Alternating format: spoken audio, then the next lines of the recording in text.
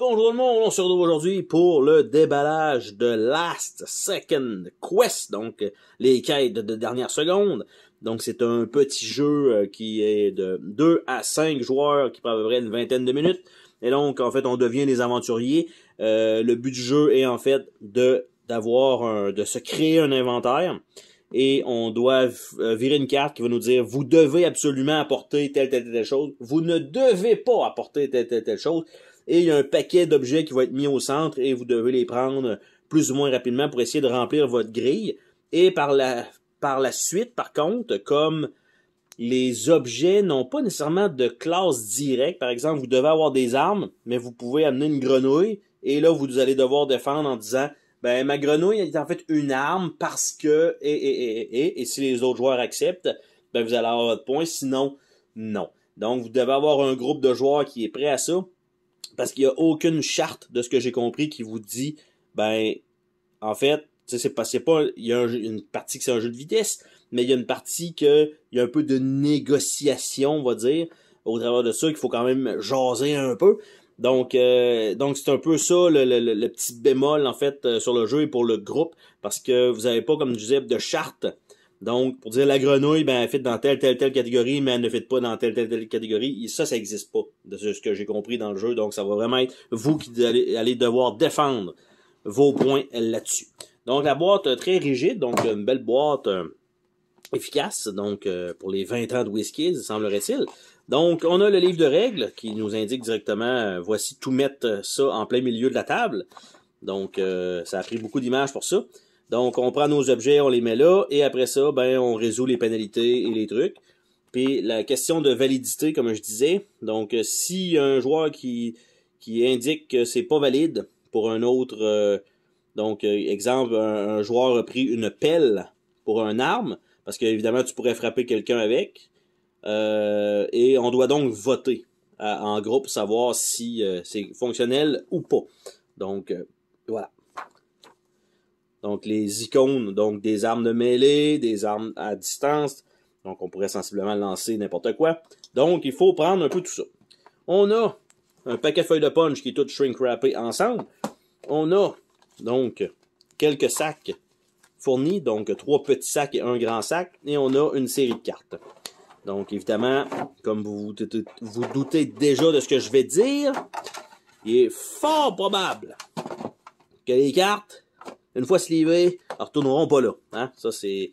Je suis quasiment convaincu de ça, que ça n'arrivera pas. Donc, on n'a pas beaucoup de cartes. Les cartes, sans trop de surprise, parce que c'est WizKids d'habitude, c'est pas les meilleurs côtés contrôle de qualité de leur matériel. Les cartes sont déjà un petit peu rondis. Et on a donc des ready to go. Donc, probablement pour le nombre de tours. Donc, on a ça. On va les remettre là pour l'instant. On a des cartes Last Second Quest. On a des personnages, donc pour nos habiletés, que les cartes sont toutes en train de rondir totalement. Donc, on a le barbare. On a le barde. On a le beastmaster. On a le cook. Le druide, l'illusionniste, le marchand, le noble, le paladin, le priestess, le ranger, le voleur, transmuter, warrior et warlock. Donc, comme je disais, les cartes, tranquillement, pas vite, sont déjà en train de rondir. Donc, on a des petites habiletés pour chaque. Donc, ça, c'est quand même cool. Je savais pas qu'on allait avoir des petites habiletés spéciales. Je pensais que tout le monde allait être égal. Donc, ça rajoute quand même de la diversité et un peu d'asymétrie, évidemment, en même temps. Les cartes de quête, quant à elles, ont l'air de ça ici. Donc, ils nous donnent la quête et qu'est-ce que c'est. Et en bas, ça nous dit, bon, ben, on doit avoir ça, mais on ne doit pas amener ça. Et on a en bas, je sais pas le nombre de sauts, qu'est-ce que ça veut dire. C'est le nombre de points qu'on gagne. Si jamais on a le plus de points dans ça. Donc, les cartes sont quand même, ils peuvent être de très faciles à beaucoup plus complexes. Bien sûr, plus il y a d'icônes, plus il y a l'air d'avoir de points dans le bas. Donc, ça fait du sens. Donc, ici, c'est probablement le plus facile. Donc, c'est comme ça.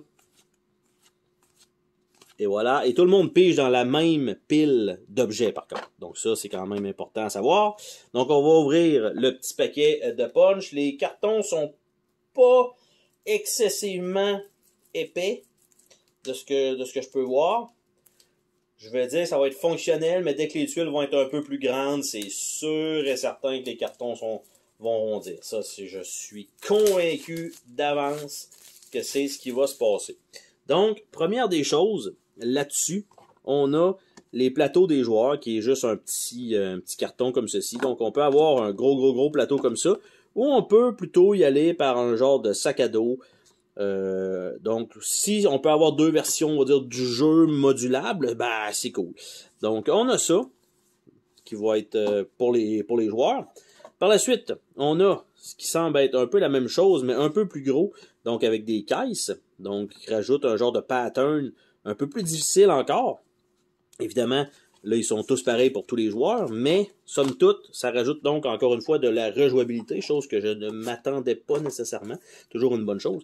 Par la suite, on a les objets. Donc, comme je disais, les cartons, vous voyez que c'est déjà en train de rondir. Donc, on a un chat, on a un gros marteau, on a des protège-poignets. Donc, c'est quand même des grosses tuiles, mais évidemment, il faut que ça aille sur... Ah, ok, c'est des grosses tuiles, mais il faut que ça aille sur le plateau. Et en fait, son recto-verso, et ce n'est pas la même chose des deux côtés. Donc, vous devez choisir. Donc, si vous prenez ça, par exemple, c'est des os, mais de l'autre côté, c'est un arc à flèche. Donc, c'est pas le même type d'objet. Donc, il va falloir fouiller quand même un peu, là, parce qu'il y a une partie de vitesse là-dedans. Donc, un violon, et de l'autre côté, c'est un bâton. Une masse d'armes ici, et c'est un grappin de l'autre côté. Donc, ouais, il y a de quoi faire, là. Après ça, ici, une palette pour de l'art, et de l'autre côté, c'est un chaudron. Donc, ok. Ça, c'est bien. Je m'attendais à ce que ce soit la même chose des deux côtés. Donc, ça comme ça. Et on a une section locked, donc verrouillée. Donc, on a ça ici, l'avant-dernière feuille de punch. Donc, tout ça mélangé va effectivement être tout un bordel. Donc, ça comme ça. Et donc, ça comme ça. Et c'est ce qu'on a, donc, dans cette petite boîte, donc, de Last Second Quest. Et donc, ça ici, probablement que les objets vont tous retourner là-dedans. Il va avoir, tu sais, il n'y a pas vraiment d'ordre, là. Vous mettez tout ça là, puis ça vient de finir là. Donc, les petites feuilles de punch, évidemment, là, ne seront plus là. Il va rester les petits plateaux comme ceci pour les joueurs. Et on a ça ici. Le tray aurait pu être un petit peu plus efficace dans le sens qu'on aurait pu avoir chacune des formes qui allaient s'emboîter.